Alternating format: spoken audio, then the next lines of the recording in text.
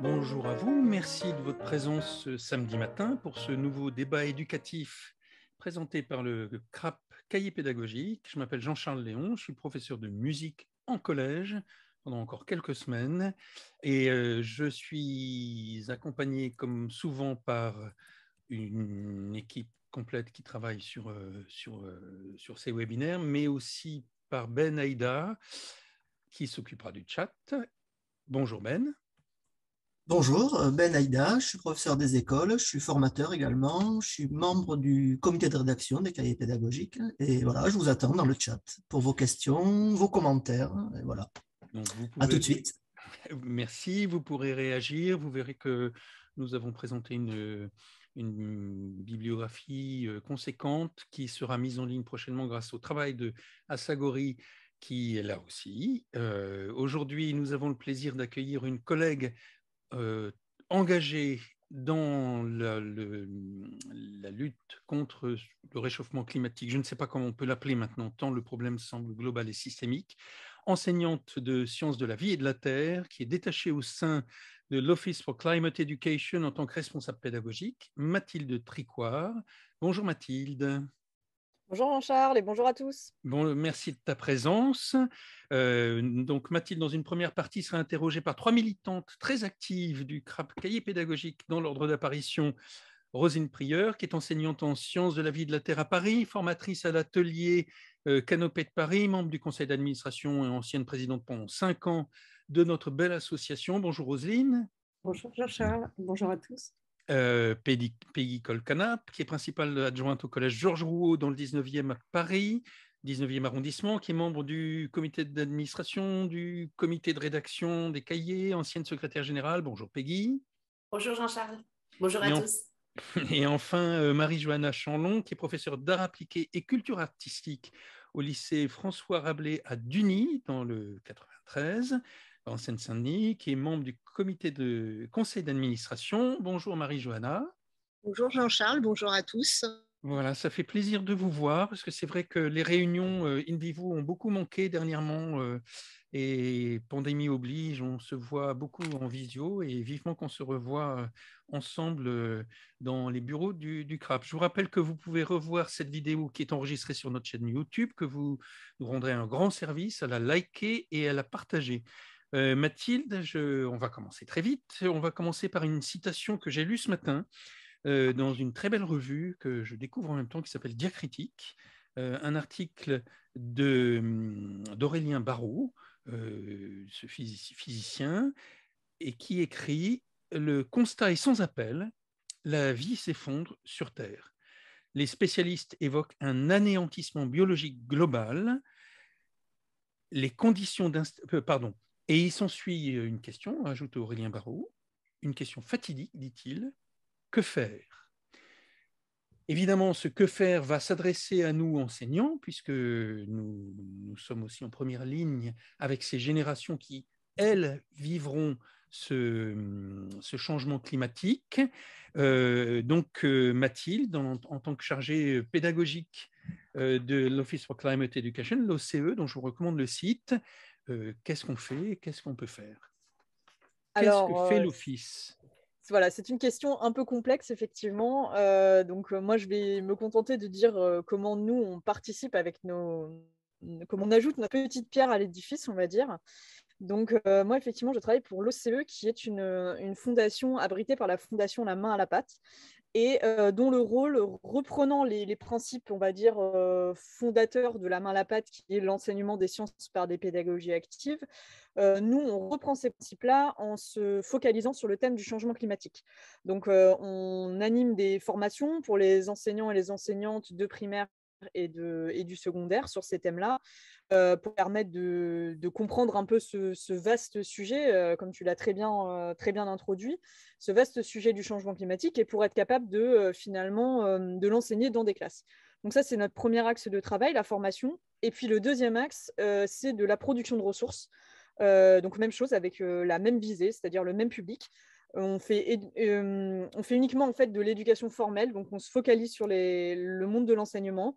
Et l'idée, c'est à travers travers nos ressources qui peuvent être des activités de classe, qui peuvent être des rapports simplifiés du GIEC, qui peuvent être des petites animations qui permettent à vos élèves de mieux comprendre certains concepts comme l'empreinte carbone, le cycle du carbone ou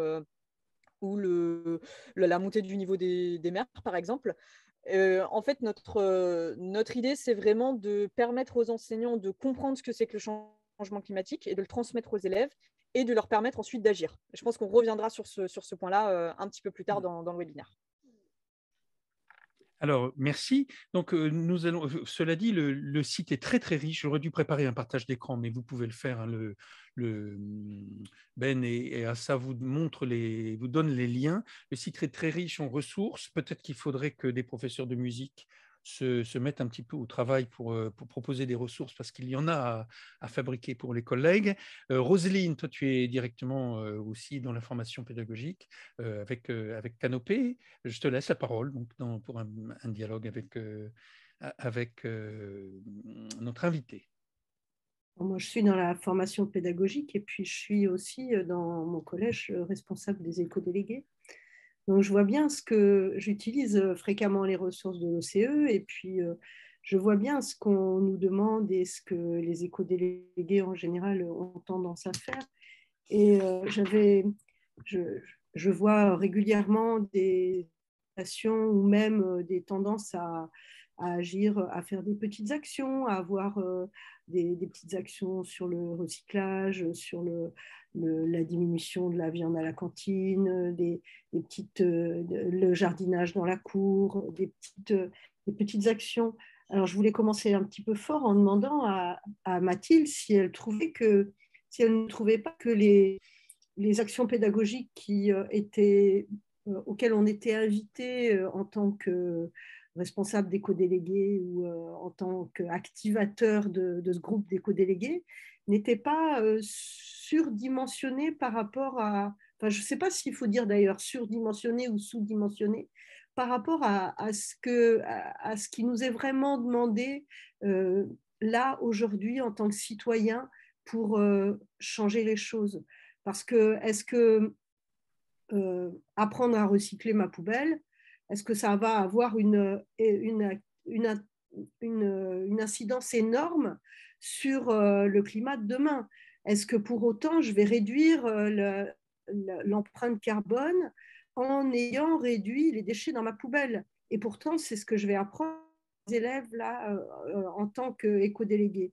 Donc Mathilde, je voulais que tu me dises ce que tu en pensais. Est-ce que ces petites actions, finalement, ne sont pas une goutte d'eau dans un océan à faire bouger? Alors, je pense que ce que tu soulèves est un point qui est extrêmement intéressant et qu'on voit même dès l'école primaire. Hein, en fait, pour moi, c'est que ça pose plusieurs choses. C'est déjà la distinction entre l'éducation au développement durable et puis l'éducation au changement climatique. Donc, les éco-délégués, en fait, c'est un terme assez vaste, un peu fourre-tout. Ce qui ressort de ça, c'est un peu de dire on veut à la fois sensibiliser à l'écologie au sens large, et puis toi, tu indiques une volonté qui est un petit peu plus importante, en tout cas, de dire nous, ce qu'on voudrait, c'est aussi qu'ils puissent finalement lutter à leur façon contre le changement climatique. Donc déjà, il y a cette confusion, en fait, dans le fait que l'éducation au développement durable n'est pas nécessairement synonyme d'éducation au changement climatique.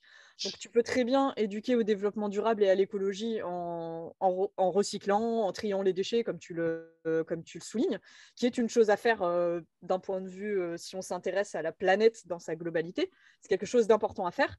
Par contre, là où tu as tout à fait raison, c'est que en termes d'impact en lui-même sur le climat, ça reste extrêmement limité. L'exemple du tri des déchets, il est assez emblématique parce que finalement, que ce soit dans les écoles primaires, dans les collèges ou dans les lycées, dès qu'il y a une équipe qui se mobilise pour mettre en place des projets de développement durable, par exemple, souvent, ça se limite à cette question du tri des déchets. Juste pour donner un petit chiffre comme ça, la question des déchets en termes d'empreinte carbone à l'échelle de la France, ça compte seulement, c'est responsable seulement de 4% des émissions de gaz à effet de serre. Donc, ce n'est pas nul, mais ce n'est pas non plus très important. Le secteur le plus important étant celui des transports, puisque c'est environ 30% en termes d'émissions de gaz à effet de serre pour la France. Donc, en fait, ça veut dire que quand on est dans une démarche où on veut essayer de faire en sorte que les éco-délégués, par exemple, s'intéressent un petit peu plus à la lutte contre le changement climatique et proposent des choses un petit peu plus centrées sur ce thème-là, ça veut dire qu'il faut, à un moment donné, qu'ils soient capables de comprendre sur quoi est-ce qu'on peut agir. Finalement, ça veut dire qu'il faut savoir ce que c'est qu'une empreinte carbone, qu'il faut connaître effectivement les secteurs qui vont être impliqués là-dedans. Et donc, ça veut dire qu'il n'y a pas seulement… Les éco-délégués ne sont pas seulement finalement force de proposition et de sensibilisation. Il y a aussi, à un moment donné, une nécessaire formation de ces éco-délégués si on veut justement qu'ils proposent des projets, comme tu dis très bien, qui soient en lien avec le changement climatique et pas seulement des projets sur la gestion des déchets. Donc, je pense que la question, comme tu dis, du fait que les actions dans l'établissement soient sous-dimensionnées par rapport aux enjeux planétaires, je pense qu'elle vient aussi du fait que souvent, on ne sait pas forcément quelles actions ont un impact clair sur le changement climatique. Donc, ça veut dire qu'à un moment donné, il y a forcément cette nécessité finalement de développer cette culture de ce que c'est que le changement climatique, comment ça fonctionne, et aussi de quels sont les leviers qui vont vraiment permettre d'agir dessus. Roselyne, tu veux réagir? Alors, si je me souviens bien, le rapport du GIEC a quand même prôné le fait pas d'abandonner, mais de mettre un petit peu de côté ces petits gestes au profit de gestes un petit peu plus, d'une ampleur un petit peu plus grande. Après, tu m'excuseras Mathilde, mais c'est peut-être pas à l'échelle des écoles. Alors, je ne sais pas si vraiment on peut faire entrer ces gestes d'une taille qui doivent être à l'échelle nationale ou internationale, si on peut vraiment les faire entrer dans les écoles, à part, comme tu l'as dit, la sensibilisation. Alors, en fait, je pense que c'est ça, c'est vraiment une espèce de premier pas. C'est-à-dire que je pense qu'il faut voir les éco-délégués comme étant quand même une avancée. Ça montre que c'est un sujet qui prend de plus en plus de place dans le discours général et puis dans l'école de manière un petit peu plus générale aussi. Après, là où je suis tout à fait d'accord avec toi, c'est qu'il y a des gestes de toute façon qui ne sont pas actionnables, entre guillemets, à une échelle individuelle. Et donc ça, il faut que ça passe à des échelles supérieures qui sont celles, je ne sais pas, de la localité ou de l'État, comme tu dis, ou même de la discussion entre différents États. Par contre, je pense que c'est intéressant de ne pas faire l'économie non plus de la première marche de l'escalier, quoi, de se dire il faut quand même à un moment donné les sensibiliser, pourquoi pas les sensibiliser aussi à devenir finalement devenir des citoyens, réfléchir, les former un petit peu à une forme d'engagement qui va leur permettre ensuite de passer aux marches supérieures et donc d'aller, comme tu dis, vers des étapes qui sont un petit peu plus larges et qui ont un poids qui est beaucoup plus important. Merci, je crois que tu as à peu près répondu à ce que… Merci Roselyne. Je donne un exemple dans mon établissement d'action absurde. Je vais quitter cet établissement bientôt, donc ça va aller. Mais deux actions, petites actions colibri, puisque j'ai vu passer le mot. Les bouchons. Donc on fait venir une association qui récolte les bouchons en plastique. Et la première année, on a récolté 1 million de bouchons. Mais on a le paradoxe de personnes extrêmement sympathiques qui viennent et qui disent aux enfants « Faites acheter des bouteilles en plastique à vos parents ». Et la deuxième action, on nettoie le collège, les environs du collège, et la classe qui porte ce projet s'appelle elle-même la classe poubelle. C'est le nom qu'elle s'est donné. Enfin, il y a quelques années, c'est comme ça qu'elle s'appelait elle-même. Donc, il y a quand même une atteinte à l'image du Groupal qui est forte, quoi. Et action sponsorisée par un des gros pollueurs, un grand pollueur français, une grande surface, qui donne aux enfants un sac plastique pour protéger ses vêtements, ainsi que des gants plastiques avec le logo de la marque. Voilà. Est-ce que tu peux réagir là-dessus? Parce que vraiment, là, évidemment, je ne m'inscris pas dans ces actions et je n'en parle plus parce que c'est incompréhensible. Enfin, voilà. Mathilde. Oui, en fait, ça fait écho à plusieurs choses. C'est qu'il y a ce côté. Hier, je lisais un article justement sur les raisons de l'inaction climatique. Pourquoi, finalement, alors que la majorité de la population, notamment dans les pays riches et les pays émetteurs, est consciente du problème, pourquoi est-ce que finalement, il y a rien qui se passe? Et là, ce que tu soulevais en premier avec l'histoire des bouchons, ça, c'est une des raisons de l'inaction aussi, c'est que souvent, des actes qui sont à la limite en soi, récolter les bouchons, c'est quelque chose de pertinent, mais qui peuvent avoir des conséquences, des Pervers. espèces de dommages collatéraux qui Voilà. sont complètement contre-productifs. Donc, dans l'article, il prenait l'exemple des voitures électriques, par exemple, des gens qui vont acheter une voiture électrique et qui finalement vont rouler plus avec que ce qu'ils faisaient précédemment avec leur voiture thermique. Donc, c'est typiquement ce genre de cas. Moi, je suis d'accord avec toi, c'est complètement incompréhensible. Et puis, le deuxième cas, c'était ton histoire de classe poubelle. Là, je pense que, en fait, il y a vraiment je pense, une incompréhension, voire parfois un jugement, effectivement, envers des actions qui sont finalement bonnes pour la planète. Et puis, on se met à les stigmatiser un petit peu, à les moquer un peu, alors que ça devrait être quelque chose qui est intégré par tout le monde et qui fait partie de notre vie de tous les jours.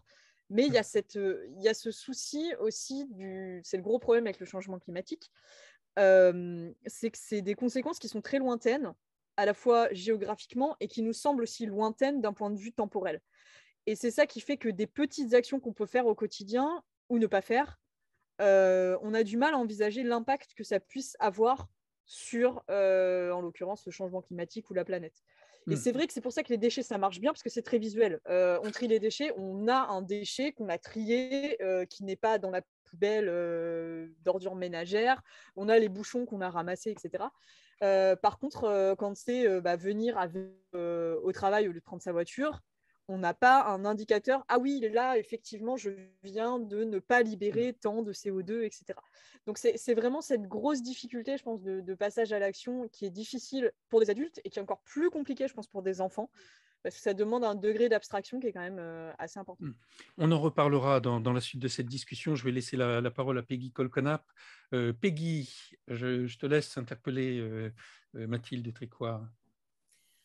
Alors, effectivement, tous ces petits gestes dans mon établissement, on a commencé par faire ça, c'est-à-dire mobiliser les éco-délégués pour sensibiliser à limiter l'utilisation de l'énergie en éteignant les lumières, les ordinateurs, les écrans, puis à inciter, ils ont fait des poubelles pour trier le papier. Et en fait, on s'est rendu compte que c'était très facile pour nous. Et après, on s'est dit, on va passer le cap supplémentaire de leur expliquer les enjeux du climat. Et là, j'ai eu une vraie inquiétude, que ce soit les parents, que ce soit les professeurs, tous les adultes, les CPE qui participent autour de ça. Parce qu'on parle d'éco-anxiété chez les adultes. On a effectivement plein d'adultes qui se rendent compte des conséquences sur le climat et de la crise climatique qu'on annonçait pour 2050. Ça semblait loin, mais en fait, mine de rien, ça se rapproche. Et puis, on sera encore presque tous là au moment où ça arrivera. Et donc, il y a cette éco-anxiété chez les adultes. Et il est vrai que tous les constats autour du climat font peur également aux enfants. Donc, les adultes peuvent avoir une crainte de dire ou d'expliquer tout cela aux enfants et aux adolescents. Est-ce que ça ne va pas être trop dur pour eux, trop angoissant? Est-ce que ça ne va pas les démobiliser et au contraire les figer dans « de toute façon, c'est trop tard, je ne peux rien faire ». Les adultes qui sont dans la même vie que moi n'ont pas réussi. Pourquoi nous, à notre échelle, on y arriverait? Donc, comment maintenir cette mobilisation dans le temps? Comment soutenir les adultes à continuer à parler du climat et non pas seulement des petits gestes écologiques, malgré toute l'anxiété que ça peut créer chez les enfants? Alors, ça, c'est une question qui est extrêmement intéressante et qu'on retrouve beaucoup quand on fait des formations. Il y a plusieurs choses. Il y a aussi des enseignants de primaire qui nous disent moi, j'aimerais bien en parler à mes élèves, mais quand ils ont 8 ans, c'est très, très compliqué de ne pas les stresser justement avec cette crise climatique qui arrive. Alors, je pense qu'il y a plusieurs choses. Déjà, tu évoques le terme d'éco-anxiété, donc le fait de ressentir de l'angoisse associée à ces changements climatiques. Mais il faut savoir que le changement climatique, il ne provoque pas forcément que de l'éco-anxiété. Moi, par exemple, je ne suis pas tellement éco-anxieuse, mais je suis très en colère, par contre. Donc, il peut y avoir ça aussi. En fait, il y a tout un panel d'émotions. C'est vrai que l'éco-anxiété, c'est assez médiatisé, on va dire, de plus en plus. On entend régulièrement ce terme-là.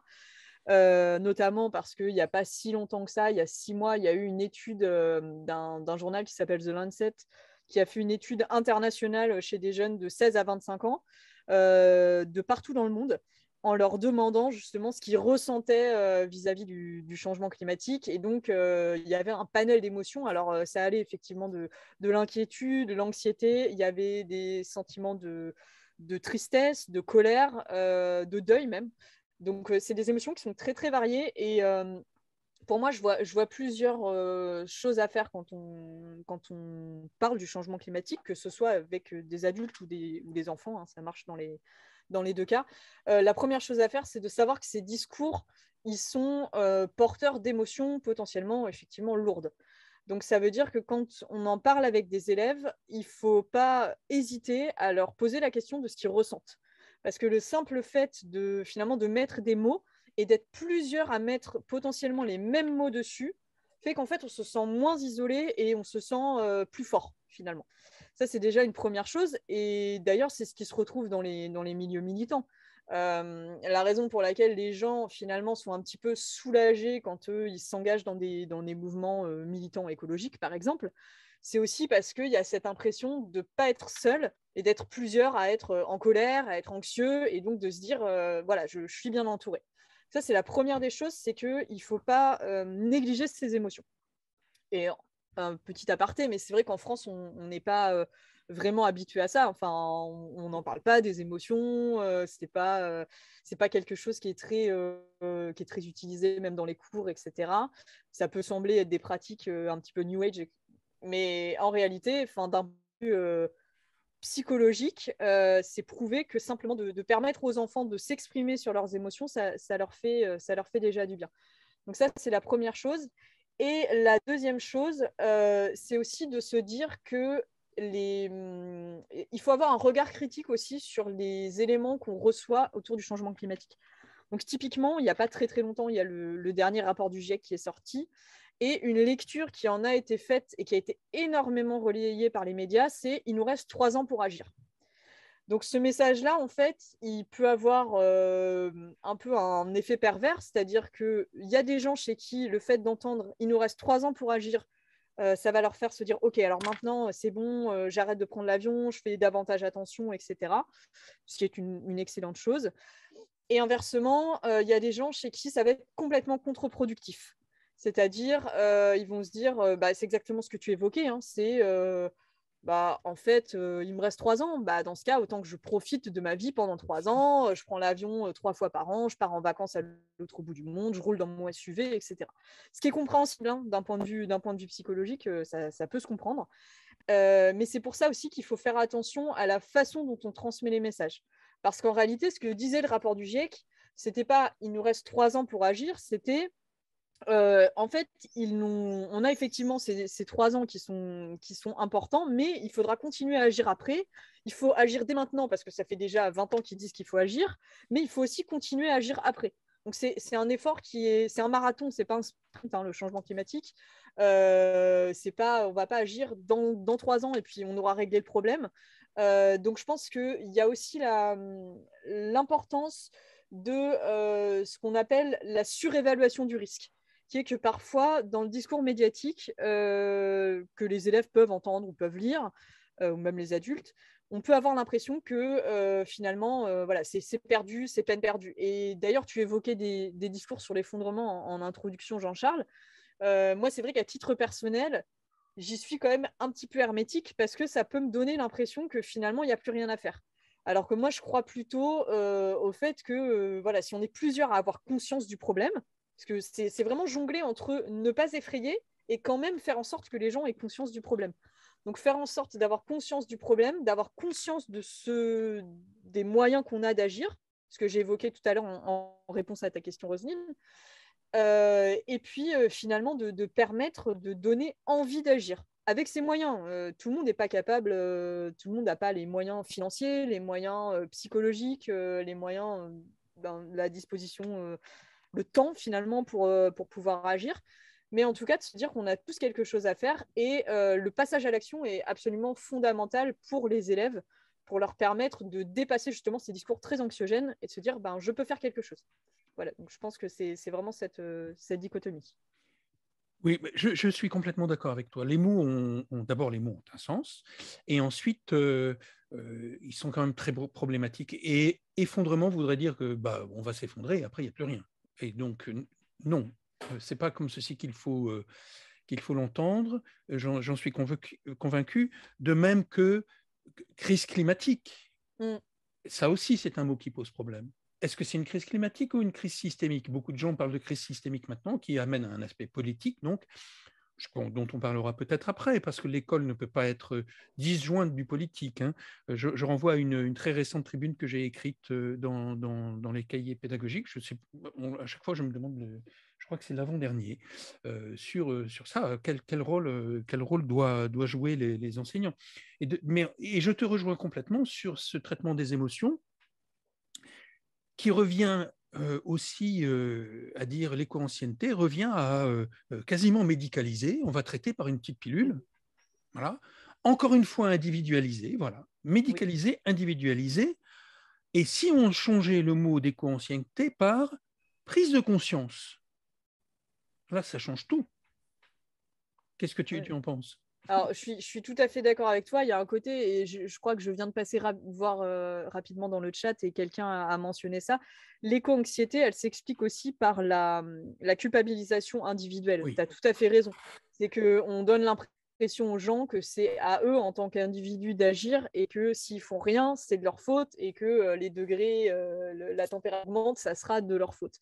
Mais ça, c'est un discours qui est politiquement, c'est un discours qui est très intéressant pour le système politique en place. C'est que ça permet de ne pas se remettre en question et de faire porter toute la responsabilité sur les citoyens et finalement de se dédouaner du rôle de l'État, du rôle des lois pour agir. Alors qu'en fait, on se rend bien compte que nous, en tant que citoyens, on reste avec un pouvoir qui est important, certes, et qui n'est pas négligeable, mais qui est quand même limité. Un exemple extrêmement concret, c'est le cas des transports.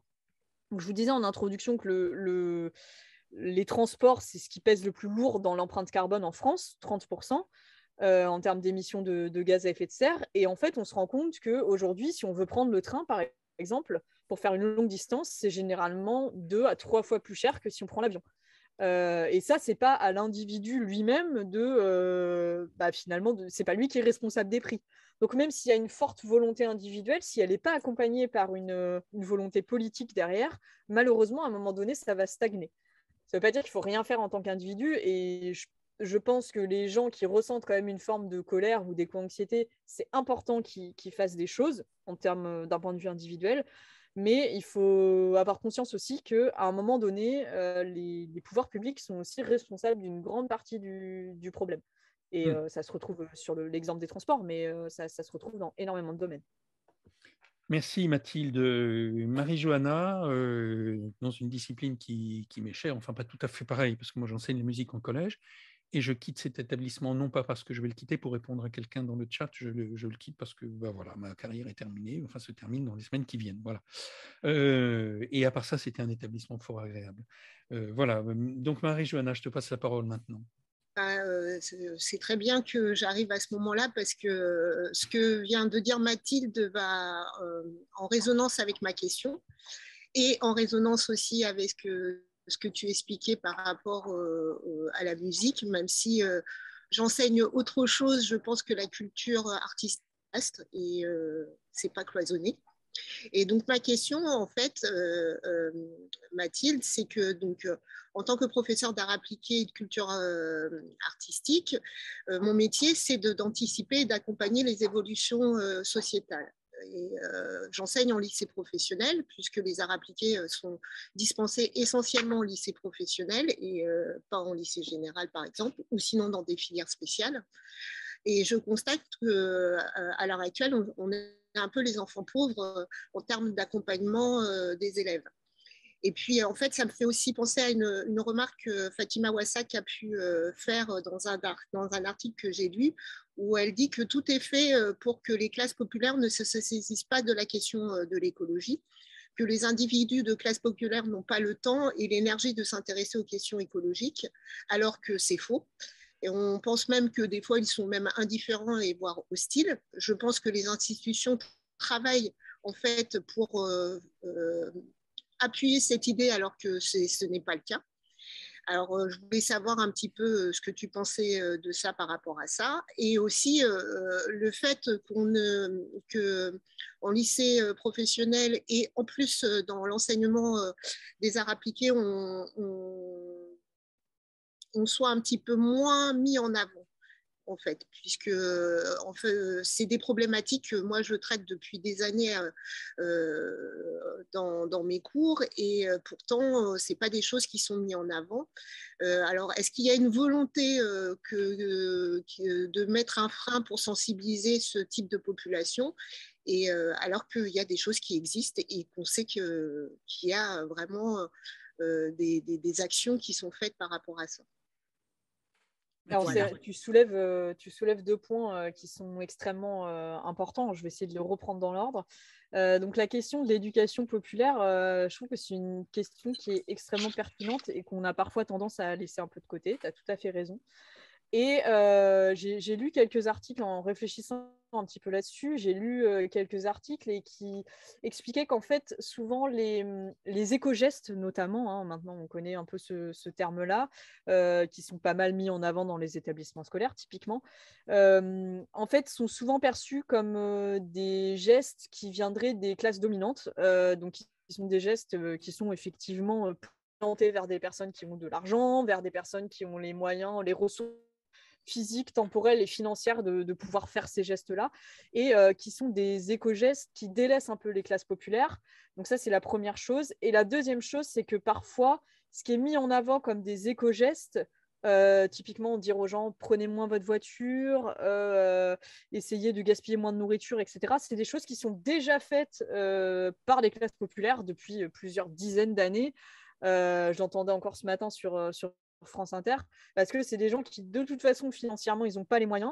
Donc, ils ne le font pas forcément pour la planète à la base, mais au final, ça a un impact qui est tout aussi important que des gens qui le feraient purement pour la planète.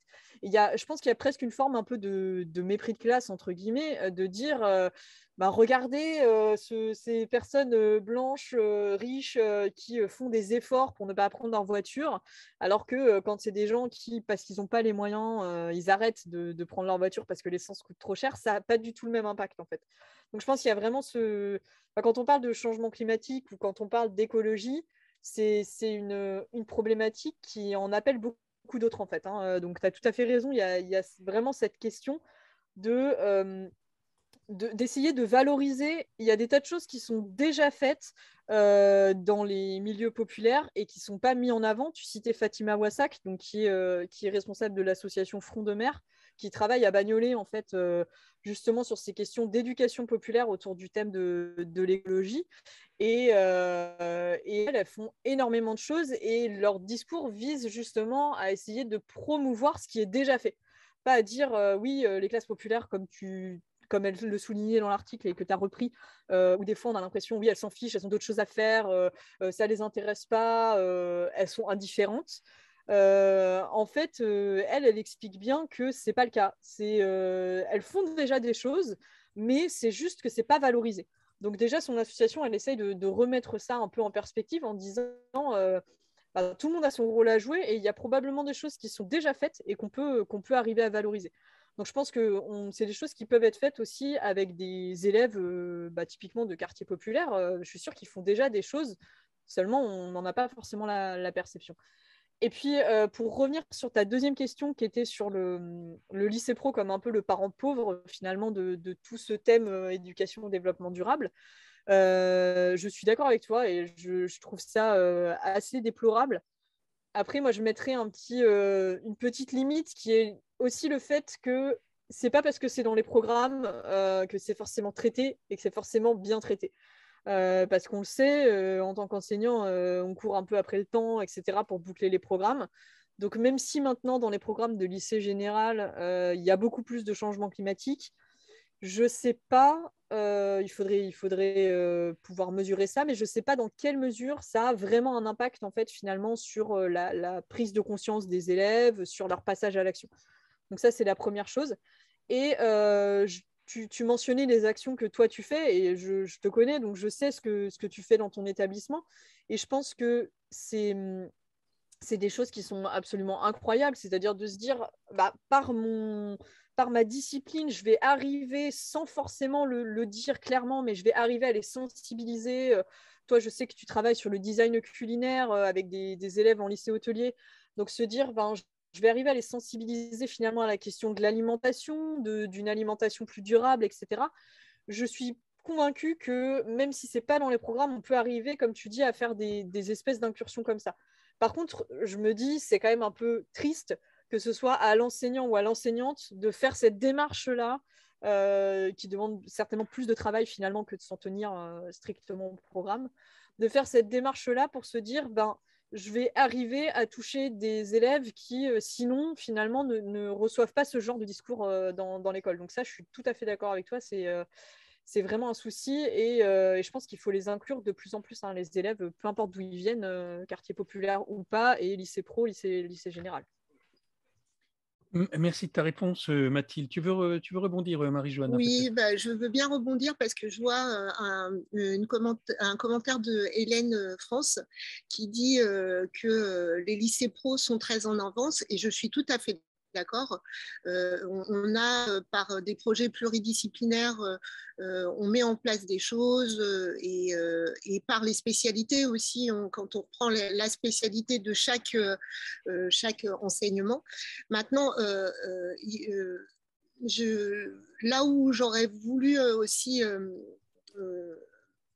insister, c'est que tu le disais tout à l'heure, ce sont des questions qui touchent, on a tendance à croire que ce sont des questions qui touchent une classe de population, un petit peu comme la culture, où on a l'impression que la culture n'appartient qu'à une certaine classe et qu'elle ne peut pas toucher les classes populaires. Et alors, je ne dis pas qu'il n'y a pas de créativité pédagogique parce que je suis la première à essayer de les mettre en place. Mais par contre, des outils, de la formation pour aider en fait des collègues qui auraient envie de travailler sur ces problématiques-là, mais qui n'ont pas les moyens parce que on parlait d'éco-anxiété, mais il y a aussi on va dire de l'anxiété pédagogique quand on voit tous les sujets qu'on doit pouvoir mettre en place. Et c'est en ça que moi, je disais que le lycée pro était le parent pauvre, parce que nous n'avions pas... En fait, on peut faire des choses, on met des choses en place, mais on n'a aucune ressource vraiment pour s'appuyer dans nos démarches. Et c'est en ça que je trouve que c'est révoltant. Et comme je serais assez comme toi, moi je ne suis pas anxieuse, je ne suis pas fataliste, mais je suis très très très énervée, très en colère de voir qu'on est dans un immobilisme total depuis tant d'années. J'ai l'impression que rien n'a évolué, même si c'est faux, et en même temps c'est faux parce que je sais que ça a évolué. Mais je me dis, voilà, il y a quand même encore des freins, il y a encore des choses qui devraient être fluides maintenant. Et c'est en ça que donc, je voulais t'interpeller. Donc, voilà. Mathilde, à titre personnel, je connais Fatima Wassak pour l'avoir rencontrée à plusieurs reprises, entre autres pour un entretien des cahiers pédagogiques. Là, encore une fois, je ne sais plus dans lequel. C'était il y a 2 ou 3 numéros, peut-être plus, c'était septembre-octobre dernier. Fatima a aussi participé au dernier colloque du CRAP Cahier pédagogique en octobre dernier. Tout à fait. Et elle était passionnante. C'est une personne de grande radicalité, dans le sens, quand je dis radicalité, je dis bien qu'il prend les choses à la racine. C'est ça le terme, c'est ça que ça veut dire. Elle prend le terme à la racine, et je vous conseille son essai qui s'appelle La puissance des mers. Ben va peut-être vous mettre le lien, La puissance des mers. Ce sont des écrits qui remuent. Enfin, moi, j'ai une grande sympathie pour ce qu'elle dit. Et je voudrais aussi, d'ailleurs, joindre Fatima à un autre écrivain, chercheur qui s'appelle Malcolm Ferdinand, qui a écrit un livre sur l'écologie décoloniale. Alors là, on est vraiment dans une littérature et une recherche très particulière, qui est une recherche caribéenne. Et là aussi, c'est quelque chose qui bouleverse. Et Malcolm Ferdinand est un jeune chercheur absolument remarquable. Les classes populaires sont au premier chef inquiets de l'écologie. Et Fatima nous disait, les mères ont d'abord peur de donner à manger à leur enfant parce qu'elles savent que ce qu'elles choisissent, c'est de mauvaise qualité. C'est vraiment... et là, on est dans un problème scolaire. Quand elle a pu demander qu'il y ait un repas végétarien par semaine, on lui a dit tout de suite islamisme, et elle disait, venez voir la viande qu'on sert. Et elle a amené les élus de Bagnolet, oui c'est Bagnolet, dans la cuisine centrale, qui ont été effarés de la qualité de la viande qui était servie aux enfants des quartiers, des collèges de Bagnolet. Voilà. Mathilde. Oui, bah, en fait, c'est vraiment, c'est ce qu'on disait, c'est que c'est pas seulement les aspects écologiques, il y a vraiment cet aspect systémique derrière, qui est le fait que depuis longtemps, les quartiers populaires, ils sont laissés tomber d'un point de vue de gestion politique. Donc ça, c'est vraiment un énorme problème. Et j'ai lu cet article dont tu parles, où effectivement, elle dit qu'ils l'ont tout de suite assimilé à Daesh. Enfin, elle a des mots qui sont très très forts en disant, bah, quand nous, on a proposé ces repas végétariens, tout de suite, on a été taxé d'intégristes, alors que si ça avait été des parents de familles blanches qui proposaient ça, on aurait trouvé ça génial, presque un peu bobo. Ça reprend vraiment ce que je disais tout à l'heure. Et je trouve que c'est vraiment effarant. Et je voyais quelqu'un dans le chat qui disait il y a un deuxième souci qui est que les plus riches sont effectivement les plus gros émetteurs. Ça, c'est tout à fait vrai. On estime qu'à l'échelle mondiale, les 10% les plus riches sont responsables de près de la moitié des émissions de gaz à effet de serre. À l'échelle mondiale. Donc, ça veut dire que nous, en tant que classe moyenne supérieure, en tant qu'enseignants, on fait partie des 10% les plus riches. Mais bien sûr, plus vous êtes dans la tranche haute des plus riches, plus vous émettez. Donc ça, c'est vrai. Les ultra-riches, l'avion, parce qu'ils ont un mode de vie particulier. Et je comprends tout à fait la remarque dans le chat où la personne dit...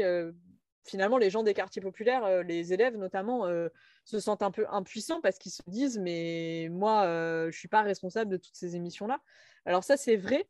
Après, moi, ce que je viendrais mettre quand même un bémol, qui est le fait qu'à un moment donné, il faut aussi remettre en question les modes de consommation, qui est que clairement, les ultra-riches ne sont pas devenus ultra-riches pour rien. Notamment, Jeff Bezos, si ça marche très bien, c'est parce qu'on est nombreux et nombreuses à commander sur Amazon aussi. Donc, moi, je pense qu'en tant que citoyen, on a quand même un rôle à jouer, même s'il reste assez compliqué parce qu'on est pris dans un système qui est confortable, qui est facile, qui est de moins en moins cher.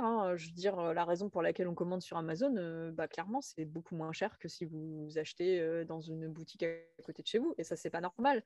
Donc, à un moment donné, moi, je me dis qu'à partir du moment où, pour s'éloigner un petit peu du côté quartier populaire, je pense que on ne peut pas continuer à taper sur effectivement les gens des quartiers populaires ou les gens de province en disant oui, regardez, ils continuent d'utiliser leur voiture pour aller travailler, il faut qu'on mette des taxes carbone, etc. Alors qu'on voit que ça ne marche pas et qu'en plus, ça ne fait qu'augmenter la facture pour eux.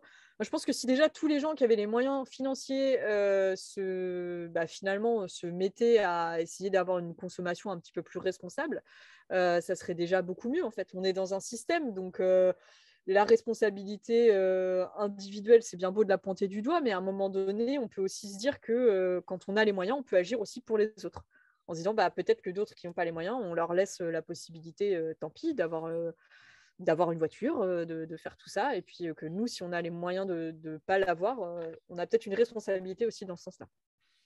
Merci, je suis effrayé du temps qui passe à toute vitesse. Enfin, je suis effrayé, il ne faut pas exagérer, mais on va essayer d'être beaucoup plus court, surtout qu'on n'a même pas encore fait intervenir le chat. Ben. Oui, alors. Et donc, tu as compris, ça serait court. Oui, alors il n'y a pas beaucoup de questions en fait, mais il y a énormément de commentaires et beaucoup de remarques pertinentes sur tout ce qui a été dit. Je commence par presque une des dernières là, de Jean-Michel Lacartchouk, là, qui effectivement, c'est vrai qu'on est un petit peu dans un cercle vicieux de dire que dans les classes populaires et auprès des élèves de REM notamment, on décide pour eux qu'ils ne s'intéressent pas à ces questions et donc du coup on ne développe pas forcément de projets d'ampleur auprès d'eux. Et donc voilà, ça fait une espèce de cercle vicieux. Un point précis sur les éco-délégués qui peuvent être source de propositions au conseil d'école ou au conseil d'administration des établissements dans le secondaire. Donc voilà, c'est une entrée pratique et observable, hein, voilà, qu'on peut mettre en place. Et enfin, un point vraiment central, c'est l'utilité, voire la nécessité de travailler ces grandes questions par le prisme des discussions philo. Et plus généralement dans les activités réflexives voilà, qu'on peut organiser en classe, dans les établissements. Intéressant voilà, d'être dans l'action, évidemment, mais également de penser global et puis d'avoir cette réflexion de fond sur ce qu'on fait pour éviter évidemment ces petites actions qui finissent par être contre-productives. Voilà, connaître, je le lis quasiment tel quel, connaître et comprendre pour pouvoir agir avec l'action. Voilà, ça s'envisage par le projet, mais aussi dans une perspective d'éducation à la citoyenneté. Et donc, cette nécessité d'éduquer la jeunesse aux incertitudes, au choix, en gérant bien sûr la dimension anxiogène, pour permettre de se projeter, pour envisager le vivre ensemble, quoi. Et puis, c'est noté comme ça, le faire société, voilà, qui serait choisi et partagé. Voilà, en gros, et en très vite et en très rapide, les discussions du chat, celles qui n'ont pas été discutées directement. Oui. Et un mot est apparu aussi dans le chat, un mot tellement problématique qui est la décroissance. Là aussi, un mot, la croissance étant tellement liée à l'emploi que la décroissance est liée au chômage. Et c'est pas vrai, c'est tout. C'est pas vrai, la décroissance, c'est pas ça. Bon, on va essayer d'aller très vite parce que j'ai 2 témoignages à vous faire entendre et en plus, dans le chat privé, j'ai 2 prises de parole, mais je ne sais plus qui. Je ne sais plus dans quel ordre, pardon. Ça va très vite. Hein. Mathilde, pour répondre à Ben et au chat. Alors, moi, je voulais rebondir aussi sur ce que tu disais sur la croissance et la décroissance. Et puis, la dernière question que tu soulevais, Ben, alors sur le coup, je me suis dit, c'est très intéressant. J'arrive plus à me souvenir exactement. Tu parlais de… Ben ? C'était quoi la dernière question que tu avais mentionnée ? La toute dernière question… question… Oui, si, ça y est, ça me revient. C'est la question de la philosophie et des discussions. Oui, voilà. Oui, alors, en fait, ça, je pense que c'est extrêmement intéressant, effectivement, aussi parce que le changement climatique, on a tendance à penser que c'est une question scientifique, alors qu'en fait, on se rend bien compte, là, en discutant ce matin, que ça vient de toucher plein de secteurs et que finalement, la prise de décision ou le passage à l'action n'est pas directement corrélé à la prise de conscience. Ce n'est pas parce que vous avez conscience du problème que vous allez pouvoir agir. Pourquoi ? Parce qu'on en a parlé un petit peu, il y a différents leviers et différents freins qui sont à la fois individuels et qui peuvent être aussi collectifs. Et je pense que c'est très intéressant justement de permettre aux élèves de confronter les différentes visions qu'ils peuvent avoir du problème, les différentes solutions qu'ils peuvent avoir en tête aussi, discuter de leur faisabilité, discuter des problèmes que ça peut poser. Je pense que enfin, pour moi, traiter simplement le changement climatique d'un point de vue scientifique avec ce qui se passe sur la planète, ça n'a aucun sens. Je pense qu'il y a un rôle très très important de la philosophie, des discussions, des échanges, de la connaissance de la société qui est absolument fondamentale. Et la deuxième chose sur laquelle je voulais rebondir très rapidement, c'est quand tu parlais de décroissance, Jean-Charles, c'est vrai que c'est un gros mot encore aujourd'hui, mais dans le dernier rapport du GIEC, le tout dernier sur du 3e groupe de travail donc, qui s'intéresse vraiment aux solutions, ils ont parlé du système actuel, de la croissance, de la surconsommation, comme étant une des causes justement des émissions de gaz à effet de serre actuelles et du problème actuel. Donc c'est mentionné texto dans les rapports du GIEC, le problème de la surconsommation, et il y a même le problème du colonialisme. Donc c'est vous dire que des choses qui paraissaient avant être finalement des thèmes un peu de militants, un peu niche, etc., de gens un petit peu énervés pour la cause, ça commence à rentrer même au sein de discussions qui ont une visée qui est beaucoup plus neutre, entre guillemets. On ne peut pas taxer le GIEC d'être des militants chevronnés. Donc, moi, je trouve que c'est... Enfin, moi, c'est quelque chose qui me redonne beaucoup d'espoir. C'est de me dire, ça y est, le GIEC qui commence enfin à dire qu'il y a un problème qui vient du système. Et là, les gens, ils vont pas pouvoir nous dire, ah, bah, c'est vous les super militants qui voulaient anéantir tout ça, quoi. Donc, moi, je trouve que c'est extrêmement positif. Il y avait Roselyne, je crois, et Peggy qui voulaient intervenir, mais très rapidement que je puisse vous faire entendre un premier puis un deuxième témoignage impliqué dans les lycées, un collègue et une élève. Roselyne, je ne sais plus à qui j'ai donné, Peggy. Je voulais juste dire que dans un établissement scolaire, il est tout à fait possible d'aller vers une meilleure connaissance du climat. Et c'est vrai que dans notre établissement, par exemple, on ne trie pas les bouchons, on ne fait plus tous ces petits gestes-là. Les éco-délégués sont des mouches du coche. C'est-à-dire que dans toutes les réunions, dans tous les moments, ils sont là pour faire prendre à conscience du coût carbone de chacune des actions qui seront menées. Parce que c'est vraiment ça l'objectif, en fait. C'est que chacun prenne conscience de l'effet des décisions qu'il porte. Et c'est vrai que c'est difficile. Quand on a été labellisé établissement E3D, et on est au 3e niveau parce qu'on a fait ce chemin-là. C'est-à-dire qu'au 1er niveau, on se lance dans les éco-gestes. Au 2e niveau, on commence à prendre une ampleur au niveau de tout l'établissement. Mais le 3e niveau, c'est qu'on arrête toutes ces petites choses-là qui sont de l'ordre de l'école élémentaire et qu'au collège, on commence à alimenter sur la connaissance des conséquences sur le climat, qu'on fait des fresques du climat, on se lance vraiment dans des activités qui permettent de mobiliser. Et donc, nos élus au CA délégués, ils nous ont demandé de changer de fournisseur d'énergie. Ils nous ont demandé de revoir notre manière de consommer. Donc, on n'a plus le droit, grâce à eux, d'utiliser des verres en plastique. On a acheté un lave-vaisselle pour faire la vaisselle de tout ce qu'on utilise comme vaisselle. Et ça, c'est les éco-délégués qui l'ont fait. Parce qu'à chaque fois, ils pointent en disant « là, ça ne va pas ». Mais pour rebondir, avant de te laisser répondre, Mathilde, nous venons de faire, Jean-Michel Zakhartchouk et moi-même, une interview de quelques jeunes de Youth for Climate, un entretien qui sera sur le site des cahiers dans les jours qui viennent ou dans les toutes prochaines semaines, et où des éco-délégués étaient désespérés du regard que pouvaient porter les profs, c'est plus en lycée, du temps qu'on leur accordait en disant écoutez, on a le programme à finir, du fait aussi que tout était très lourd, toute proposition doit passer par une validation par l'ensemble des éco-délégués, par l'administration, par le conseil d'administration et tout ça, et l'année est finie. Voilà. Et y compris aussi par le regard, mais qu'est-ce que c'est que ces jeunes, et là je ne peux que penser à Greta Thunberg, qu'est-ce que c'est que ces jeunes qui essayent de nous apprendre notre métier et qui disent en connaître plus que nous, ce qui est souvent vrai. Et Mathilde, on pourrait aborder donc du coup la formation des professeurs très rapidement pour qu'on aille ensuite sur la vidéo de Cédric.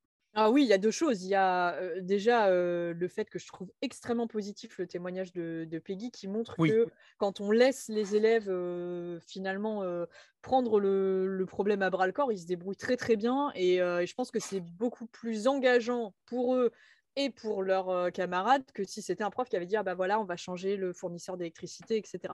Donc moi je trouve que déjà c'est un témoignage qui est génial.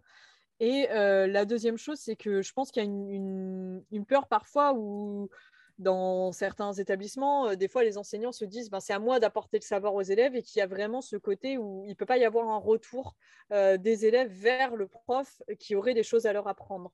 Et je trouve que c'est une aberration pour moi d'un point de vue enseignant. On sait qu'on n'a pas la connaissance infuse sur tous les sujets. On le sait très bien qu'il y a des élèves qui en savent plus que nous. Et je trouve que c'est extrêmement intéressant d'entendre leur voix. Tu mentionnais le cas de Greta Thunberg, d'entendre leur voix parce qu'ils ont des choses à nous dire et que finalement, le monde, il leur appartient davantage qu'à nous. Hein. Ils seront vivants après nous, très probablement. Donc, c'est extrêmement important de leur laisser cette place-là. Surtout que Greta Thunberg ne dit jamais « faites ceci ». Elle dit simplement « la science dit cela ». C'est ça. Et ça, c'est une leçon épistémologique, enfin méthodologique formidable pour tout le monde, quoi. Roselyne, très très vite, s'il te plaît, pour que je lance le. Pardon. Parce que tu as laissé passer le temps et du coup ça. Tu sais plus ce que tu voulais dire. Si, je sais très bien ce que je voulais dire, mais ça s'est empilé. Je voulais commencer par. On a parlé de ces actions qui étaient réservées à la frange pauvre et à la frange un petit peu plus riche. Il ne faut pas oublier qu'il y a eu une prise de conscience quand même sur toutes ces actions à visée individualiste. Je mange des des végétaux bio. Est-ce que ça a une action sur la planète? Je ne sais pas. Mais par contre, pour moi, oui. Je continue. La philo, se confronter, comme vous l'avez dit tous, se confronter aux autres au sein de débats philo, c'est énorme. Et je pensais que Mathilde allait le rappeler, l'atelier qu'on avait fait aux rencontres l'année dernière, puisqu'on est aussi, au moment des rencontres d'été, on est aussi des moments d'infusion et des temps où on réfléchit fort. Où on avait mis en place justement des débats philo au sein des projets qu'on allait mettre en œuvre sur le climat. Et puis la dernière chose qui me semble quand même importante, à laquelle on n'a pas fait tellement de part, c'est qu'on pense à tout ce que peut faire l'homme, mais jamais on pense à ce que fera la nature en réponse. Et ça, c'est quand même assez énorme et on n'inclut jamais cette part-là. Enfin, si, bien sûr, on parle des chaînes qui sont en train de remonter en étage vers le nord de la planète. On parle, mais nous, humains, on y fait assez peu de part. On leur consacre assez peu de place parce que malgré tout, même si nous, on ne fait pas tout, la nature fera aussi des choses. Et c'est bon à savoir pour les enfants, ça. C'est quand même assez positif de leur dire que la nature, elle a l'habitude. On t'entend plus, Roselyne. Non, si. Elle a l'habitude aussi de se préserver. Excuse-moi, c'est le. Oui, elle a une capacité de résilience. Le problème étant nous dans la nature. Et redire ça aux enfants, c'est quand même pas si anodin que ça. Tu vois, ça leur apporte aussi de l'espoir. J'avoue que c'est un des regrets que je peux avoir, parce qu'on parlait de culture tout à l'heure, Marie-Johanna, pardon. La culture, elle a deux acceptions possibles. Hein. C'est est-ce que, et d'ailleurs le grand texte de Freud, malaise dans la quoi? Et il est traduit de deux façons en français, soit malaise dans la culture, soit malaise dans la civilisation, parce que le terme allemand a une double acception. C'est la culture, c'est peut-être ce corpus d'œuvres qui, moi, m'a aidé à vivre formidablement, mais qui est aussi une mise à distance de certaines personnes par moment, même si je suis convaincu qu'il faut à tout prix que tout le monde y ait accès.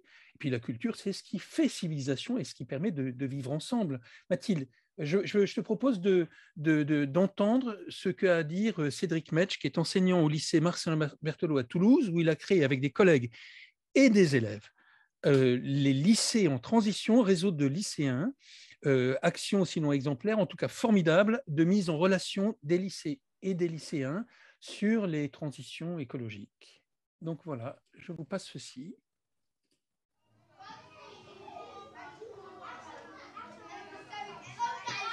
Bonjour Mathilde, tout d'abord bravo pour tout le travail que tu effectues à Office for Climate. On se suit régulièrement sur les réseaux sociaux, Twitter, et donc je suis là aujourd'hui pour te présenter l'activité qui se fait au lycée Berthelot qui s'appelle Lycée en transition, qui est née de l'idée des élèves de prendre en main la transition écologique et de sensibiliser au réchauffement climatique. Donc, au sein de l'établissement, un groupe d'élèves de terminale, il y a 3 ans, sont venus voir le proviseur, M. Cross, et donc ont demandé de former tout d'abord ce qu'ils ont appelé écolycée, c'est-à-dire un groupe d'élèves qui voulaient mettre en place des actions locales. Et au niveau planification, sur l'année, ils se sont basés à faire une dizaine d'actions planifiées. Donc, au mois de septembre, l'idée était de déterminer ces actions, de les faire voter au CA, et une fois qu'elles étaient votées au CA, de pouvoir les amener et les concrétiser jusqu'à la fin de l'année. De cette première année enrichissante au lycée, ils se sont dit, dans tous les établissements scolaires de France, il y a déjà des actions qui sont menées. Donc, deuxième étape, on va essayer de créer un site qui s'appelle Lycée en transition, qui permet de récolter un catalogue d'actions menées dans les différents établissements. Avec l'aide d'un ancien élève à la retraite informaticien, ils ont pu créer ce site pour essayer donc de collaborer et mettre en avant toutes les actions présentes dans les établissements scolaires pour éviter de repartir à chaque fois de la base. Il y a des projets qui sont bien menés. L'idée, c'est de mettre en relation les élèves, les les éco-délégués entre eux pour mener ces actions. Il peut y avoir différentes actions et une des actions au lycée Berthelot cette année, par exemple, avec la sortie des rapports du GIEC, c'est de donner la parole à des experts. On travaille ici, bien sûr, l'esprit critique. Le réchauffement climatique, c'est des données qui sont extrêmement complexes, donc il faut donner notre confiance aux experts. Et pour la sortie de chacun des rapports du GIEC, on a donc interviewé soit la vice-présidente Valérie Masson-Delmotte pour le rapport numéro 1, sinon des auteurs principaux du rapport numéro 2. Et le 19 avril, on aura Céline Guivarch et Yamina Saeb qui vont venir présenter le rapport numéro 3 qui sort ou est sorti donc, le 4 avril. Donc, des élèves sont capables de mener des projets par eux-mêmes et avec nous, enseignants, comme accompagnateurs pour les guider. Donc, une de mes questions serait comment former les enseignants à ce réchauffement climatique, que ce soit les bases, et ensuite aussi à faire confiance aux élèves pour pouvoir mener leurs propres projets.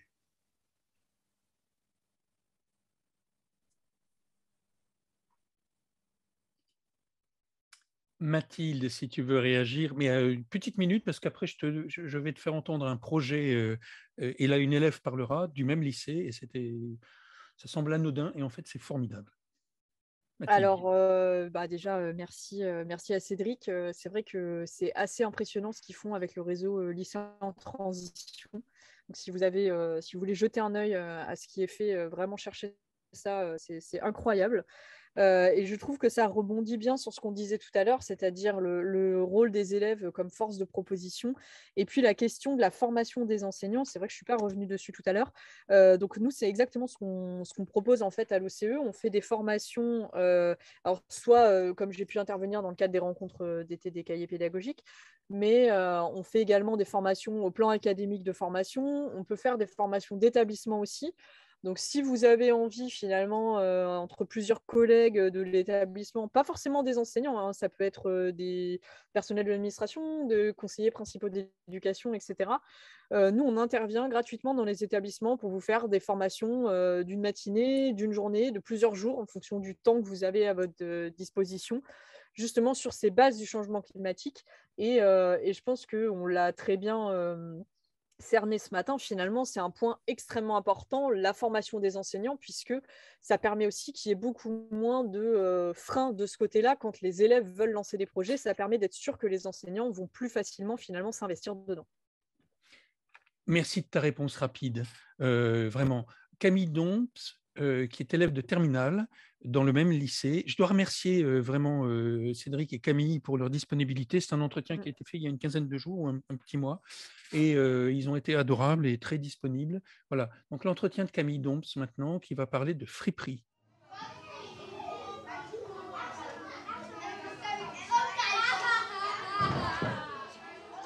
Écolycéenne au lycée Marcelin Berthelot, ainsi qu'éco-déléguée, j'ai créé l'action Lycée à poil. Alors, Lycée à poil, qu'est-ce que c'est? Eh bien, c'est une action qui a pour but de réunir les différents lycées présents sur le réseau Lycée en transition. En effet, nous l'avons proposé à ces différents lycées afin qu'ils puissent le mettre en place dans leur établissement, chez eux. Ainsi, l'action l'action en elle-même prendra plus d'ampleur par le fait que chaque lycée pourrait le faire chez lui. Alors, qu'est-ce que c'est Lycée à poil? Eh bien, c'est une collecte au sein du lycée. Cette collecte, elle se fait soit par des associations autres, comme la MDLE, ou bien au CDI, par exemple. Les lycéens sont invités par des affiches via les réseaux sociaux, ou bien par mail ou des passages dans les classes, à ramener les vêtements qu'ils ne portent plus, en les invitant à considérer l'impact que cela représente, car en effet, nous n'utilisons pas 70% de notre garde-robe. Ensuite, une fois qu'ils ont déposé leurs vêtements, nous les collectons, nous les trions et nous proposons de les redistribuer de façon à ce que l'action ait à la fois un impact social et un impact écologique. En effet, nous redistribuons 80% à une association locale. On n'a pas pu imposer une association sur l'ensemble du territoire, donc on propose à chaque lycée de choisir quelle association il souhaite soutenir tant qu'elle a un but social. Ensuite, nous gardons les 20 autres pourcents afin de les redistribuer en interne au lycée. Et dans cette redistribution, nous invitons les élèves à se servir. C'est une frip gratuite. Et au passage, l'idée, c'est de créer une discussion entre les élèves. Quand on se retrouve à porter les vêtements de sa prof d'espagnol, on peut avoir envie de se demander pourquoi c'est intéressant, etc. Et donc, à cette occasion, on va les confronter à des chiffres ou leur expliquer l'impact que ça peut avoir. L'idée, c'est d'enlever les idées préconçues sur la fast fashion et de créer du lien au sein de l'établissement. Par exemple, nous, on a utilisé une association qui a créé un agent d'entretien qui s'appelle Philippe. Et c'est grâce à lui qu'on a pu donner nos vêtements au Burkina Faso.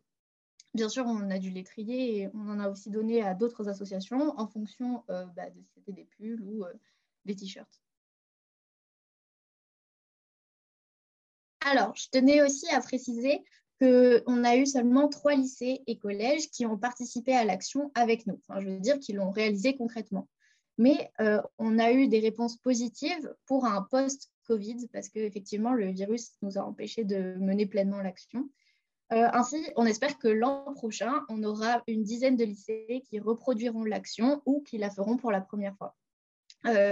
3 lycées, il faut se dire qu'actuellement, on est 42 sur le réseau, donc ça représenterait vaguement 10%.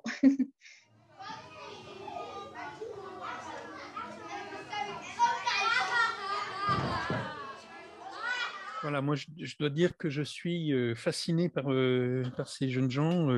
J'ai roulé mes guêtres chez les activistes d'Alternativa, un petit peu avec Action Rébellion aussi, et j'ai été à chaque fois stupéfait de la puissance de ces jeunes femmes, jeunes filles, jeunes femmes, et de leur engagement. Voilà, donc merci à toi, Camille. Une réaction, Mathilde. Une réaction sur le fait que l'action est anodine, une friperie, mais porter les fripes de sa prof d'espagnol, c'est pas anodin. Non, je trouve qu'il y a plusieurs axes qui sont très intéressants dans ce qu'elle dit. C'est le fait, comme tu dis, ça semble anodin parce que ça a l'air d'être relativement simple, finalement, mettre à disposition des vêtements qu'on n'utilise plus. Mais en fait, derrière ça, il y a plein de choses. Il y a à la fois une critique du consumérisme, hein, puisqu'elle a des chiffres, donc il y a un grand nombre de vêtements qu'on a dans notre garde-robe, mais qu'on ne porte pas, qu'on ne porte plus. Critique là, il y a la critique aussi du coup de la fast fashion, et puis il y a l'aspect aussi très donc ça c'est une action, on va dire, vraiment en lien avec la lutte écologique, hein, ça c'est clair. Et puis il y a un deuxième aspect qui est l'aspect social aussi, hein, comme on disait, le fait de partager, donc de porter les vêtements de la prof d'espagnol ça fait un petit peu réfléchir aussi sur ce qu'on est. Enfin, c'est presque des questions philosophiques. Et puis, il y a l'aspect où ils travaillent aussi en collaboration avec des associations. Donc finalement, à travers un acte qui paraît extrêmement simple, on met à disposition de tout le monde des vêtements dont on ne veut plus. Et ça permet aussi de faire venir finalement des choses qui peuvent sembler au départ limitées à une catégorie de population qui n'a pas forcément les moyens d'aller s'acheter des vêtements. En fait, là, le mettant à portée de tout le monde, ça permet, je trouve, personnellement, de moins stigmatiser aussi le fait d'aller chercher des vêtements qui sont gratuits. Parce que finalement, n'importe qui peut le faire. Donc, je trouve que ça a vraiment cet aspect qui est assez incroyable. Par un acte très, très simple, ça touche à plein de secteurs et je trouve que c'est très, très inspirant. Et surtout, ils ont vraiment mené ça seuls et je pense que ça fait partie presque de l'objectif qu'on a envie d'avoir en tant qu'enseignant, d'arriver à avoir des élèves qui ont à la fois conscience du problème et qui arrivent à proposer des solutions qui ne vont pas être simplistes en fait, qui peuvent être simples mais sans être simplistes. Et ça, c'est assez incroyable. Oui. Je cite beaucoup une action qui est faite dans un lycée de la Nièvre. J'ai perdu le nom du lycée, mais vous le retrouverez. Un journal lycéen qui s'appelle Le Mur, qui dure depuis 35 ans, qui était un projet formidable et dans lequel il y a aussi des propos écologiques très intéressants. Est-ce que, très rapidement, Marie-Joanna, Roseline, Peggy, vous voulez réagir? Et puis Ben, pardon, peut-être d'abord, le chat. Pardon Ben. Oui, On a alors perdu Ben. je reprenais je reprenais l'originalité, j'étais dans ma lecture de mes petits messages. Oui, non, enfin, beaucoup de choses partagées. Finalement, très peu de questions parce que, a priori, on a affaire à un public, à un auditoire là, très passionné et qui vont dans le sens de tout ce qui est dit. En abondant dans dans les propos de Mathilde. Voilà, et pas beaucoup de questions, autres que celles qui ont été traitées. D'accord. Peggy, tu veux rajouter... Alors, on est sur la fin, là, parce que... Voilà. Tu veux rajouter quelque chose? Moi, j'aimerais bien voir ton établissement aussi. Il n'y a pas de souci, quand tu veux. S'il y en a parmi les auditoires qui veulent venir, nous accueillons régulièrement du monde parce que ça fait partie de notre labellisation de faire partager un maximum d'interventions. Donc, vous êtes tous les bienvenus. Tu mettras en contact tu mettras en lien peut-être. En même temps, il n'y a qu'un seul collège Rouault dans toute la France. Bon, d'accord, voilà. Rouault, non pas parce qu'il était peintre, mais parce qu'il était militant, en particulier pour les droits des pauvres dans notre quartier. Donc, c'est vraiment un militantisme d'établissement de longue date. Non, je dirais que c'est vrai que j'ai beaucoup de mal à mobiliser certains chefs d'établissement parce que c'est vrai que si le chef d'établissement ne porte pas, c'est compliqué, hein, on reste caché dans les coins. Et on a quand même pourtant, même dans les engagements de la COP ou des accords de Paris, les établissements scolaires doivent diminuer de 30% leurs émissions et leur consommation d'énergie d'ici 5 ans. Donc, il faut que tout le monde se mobilise des établissements et on ne peut pas passer par l'impasse d'une remise en question de l'organisation même.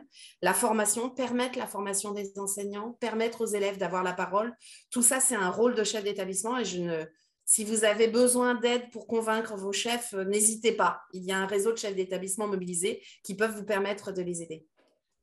Marie-Johanna, tu veux dire un mot? Et puis ensuite, Roselyne. On a ton micro, Marie-Johanna. Non. Pardon, excusez-moi, j'avais oublié que j'avais coupé.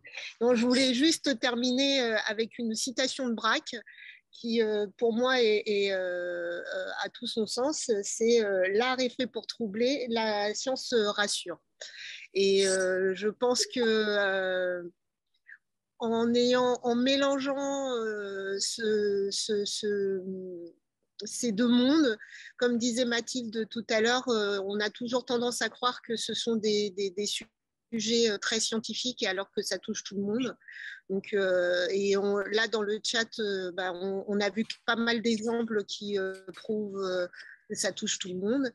Et puis, j'espère pouvoir continuer à monter et je note ce qu'a dit Peggy, de contacter des chefs d'établissement parce qu'effectivement, pour pouvoir monter des actions dans un établissement, il faut aussi avoir le soutien de sa direction et quand on n'a pas de soutien de direction, on est on a l'impression de faire des petites choses mais peu productif. Donc, c'est vraiment intéressant de voir comment on peut toucher la direction qui est quand même la part dynamique aussi d'un établissement. Oui, merci Marie-Johanna. Roselyne. Roselyne, tu sais, en fait, je ne te voyais pas lever la main parce que ta petite fenêtre était cachée derrière une autre fenêtre de mon écran. Je suis désolée. Oh, c'est pas grave. Puis je remets mon micro parce que je l'avais coupé. Moi, j'avais envie de dire deux choses. La première, moi, je suis formatrice à Paris, puis je fais des formations aux éco-délégués et autres. Et j'ai été très déçue. Il y a un micro ouvert. Oui, il y a un micro ouvert, s'il vous plaît, de bien vouloir éteindre le micro. J'ai été très déçue de voir que les formations que je proposais, ça tient peut-être à la formation, étaient aussi peu demandées. Et j'ai l'impression quand même que les éco-délégués... Vas-y, parce que je crois que c'est une interférence qui n'est pas, qu'on ne peut pas résoudre. Demande peu de formation. Et puis, malgré tout, mais ça, c'était une remarque hyper personnelle, et ce que je voulais dire et qui tient à l'intervention de la jeune fille là, du lycée à Poil, Camille, c'est que souvent, on oublie que les premiers créatifs dans les établissements scolaires, c'est nos élèves. Et qu'ils ont énormément d'idées. On peut pas se faire une idée justement de toutes leurs idées. Et c'est vraiment sûr de s'appuyer parce qu'ils regorgent d'idées, d'envie de faire. Et là où nous, on est souvent, comment dire, désabusés, blasés de ce qu'on pourrait faire, mais eux, ils sont là. Ils sont là et c'est sur eux qu'il faut s'appuyer, quoi. Ouais. Oui, tout à fait. Je suis totalement d'accord avec toi. Il est largement temps de terminer. J'aurais pu vous dire beaucoup de choses. Enfin, j'aurais pu. On avait 10 000 autres questions à poser. Il faudrait faire 10 000 autres webinaires là-dessus. On va peut-être un peu calmer les choses. Aurélien Barraud disait dit que les enseignants devraient être sont des ouvreurs de pensée. Voilà. J'ai trouvé cette citation très très belle. Je crois que c'est toujours dans l'article de Diacritique. Est-ce que tu veux ajouter quelque chose, Mathilde? Et nous te remercions sincèrement de ta présence. Mathilde. Alors, qu'est-ce que je peux ajouter? Oui, je suis assez d'accord, hein, il faudrait beaucoup plus de temps finalement pour en parler. Après, j'espère surtout que les participants et les participantes, ils ont quand même trouvé à la fois un espace d'échange, un espace, presque un réseau, et puis aussi des ressources parmi tout ce qu'on a proposé. Moi, ça me conforte dans ce qu'on fait finalement à l'OCE, hein, qui est de la formation et de la production de ressources, puisque c'est pour moi le point de départ finalement pour permettre aux enseignants d'avoir des bases et après, comme on disait, d'être plus en mesure d'accueillir la parole des élèves et d'accueillir les démarches des élèves. Donc, je pense qu'il y a vraiment des choses à jouer là-dessus. Et puis, également, mobiliser la communauté éducative au sens large. C'est vrai qu'on a tendance à parler des enseignants, mais je trouve que la présence de Peggy, elle est extrêmement importante ce matin aussi, pour dire que tout le monde dans un établissement a son rôle à jouer et que finalement, c'est un véritable réseau. Et je pense que c'est très important aussi de garder ça en tête. Merci à toi. Il est temps maintenant de remercier tout le monde. Je voulais vous montrer un dessin. On devait discuter dessus. On n'a pas eu le temps parce que voilà, on a beaucoup échangé. Je crois qu'il faut qu'on arrive à construire une cosmopoétique maintenant, quelque chose qui nous permette aussi de passer au-delà des choses trivialement, c'est pas un gros mot, hein, trivialement matérielles, quoi. Il faut aussi mettre de l'élan là-dedans et penser que les implicites d'une idée de progrès qui serait obsédée par l'artificialisation et une réification, une mise en objet des gens et des choses, n'est pas suffisante, quoi. Voilà, c'est un problème civilisationnel, c'est tout un autre webinaire à faire. Vous allez bientôt pouvoir revoir dans les 24 heures, je pense, ce webinaire sur notre chaîne YouTube. Vous pouvez télécharger le chat qui a été très riche, mais nous en ferons une synthèse. Nous, c'est Assa Gori qui en fera une synthèse qu'on mettra sur le site des cahiers pédagogiques. N'oubliez pas que nous avons aussi depuis quelque temps un podcast, La classe résonne. Là encore, vous allez sur nos publications, sur le site des cahiers pédagogiques, cahiers au pluriel-pédagogique au pluriel.com. Donc, je ne saurais vous recommander la lecture des différents cahiers concernés par notre sujet du jour, le 560 sur l'urgence écologique, un défi pour l'école, le 570 qui est apprendre dehors ou l'école dehors, je ne sais plus, pardon, j'ai un doute. Et en plus, j'étais délégué sur ce dossier. Un petit cahier qui s'appelle le numéro 6, des petits gestes à l'éco-citoyenneté. Le rapport Mideau, dont on n'a pas parlé, mais qui a 50 ans cette année, le rapport Mideau, on le trouve toujours. Ça s'appelle donc, c'est chez Ecopoche, Des limites à la croissance dans un monde fini. La revue Dardar, dont je vous ai parlé, que je n'ai pas lu, mais dedans il y a un article, ça je l'ai lu, l'article formidable de Fatima Wassak. Faisons de la publicité pour nos dessinateurs. Je ne vous ai pas montré le dessin, mais il y a un de nos jeunes dessinateurs fort sympathique sous un aspect faussement bourru qui vient de sortir son dernier album. Il s'agit de Boris et son album s'appelle... Ça n'a rien à voir avec notre sujet, hein, mais bon, voilà, c'est une publicité pour lui. Albert Londres doit disparaître aux éditions Glénat. C'est un très très bel album, je l'ai fini hier, et vraiment c'est quelque chose de très bien. Faites-nous connaître, adhérez, faites adhérer vos établissements. N'oubliez pas aussi que nous avons des rencontres d'été organisées par les cahiers pédagogiques qui sont formidables. Notre prochain débat pédagogique éducatif aura lieu mercredi prochain, le 18 mai à 18h, en collaboration avec l'Institut Fort-Prof, et j'aurai le plaisir d'accueillir un ami, voilà, un membre émérite des cahiers pédagogiques, Jean-Michel Zakhartchouk, pour son livre « Enseigner avec les erreurs des élèves ». Vous pouvez vous inscrire sur notre site et vous aurez les informations prochainement. Merci à toi, Ben, merci à ce chat qui a été très riche, à ça, toutes les personnes qui travaillent pour l'organisation de ce webinaire. Bon week-end à vous et j'espère un mercredi. À bientôt. Au revoir.